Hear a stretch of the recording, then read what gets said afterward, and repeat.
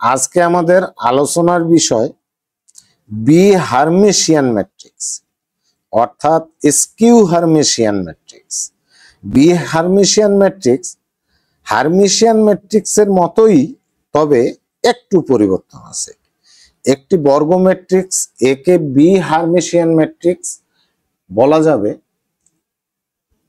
যদি এ এর কনজুগেটকে ট্রান্সপোজ করার পর এটা মাইনাস এ এর সমান হয়, অর্থাৎ আই জে এর সকল মানের জন্য A I J conjugate equal to minus A J I হয়। অর্থাৎ কোন বর্গ ম্যাট্রিক্সের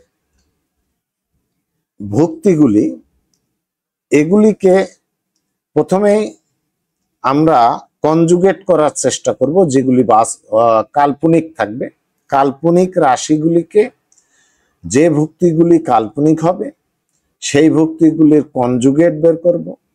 সেগুলি যদি মাইনাস জে আই অর্থাৎ এর আই কে জে এবং জে কে আই দ্বারা স্থান পরিবর্তন করলে, ট্রান্সপোজ করলে যে ভুক্তিগুলি পাওয়া যায় সেগুলির মাইনাসের সমান হয়, নেগেটিভের সমান হয়।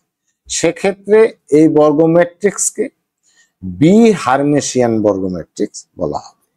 এখানে একটা ম্যাট্রিক্স লেখা আছে, আমরা এটা দেখব বি হার্মেশিয়ান হয় কিনা, বা এটা প্রুফও করা আছে। এটি আলোচনা করলে মোটামুটি আমরা ক্লিয়ার হতে পারবো। যেমন এখানে এ একটা ম্যাট্রিক্স দেয়া আছে, এ ম্যাট্রিক্সের ভুক্তিগুলি 0 আই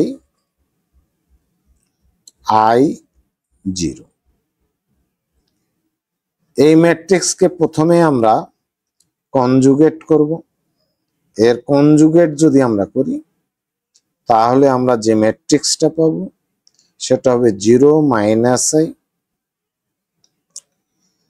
আই 0 মাইনাস আই 0।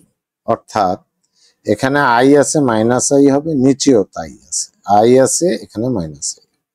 এবার যদি এটাকে আমরা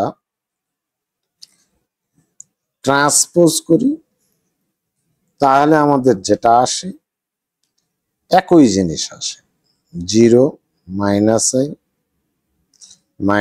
আই 0।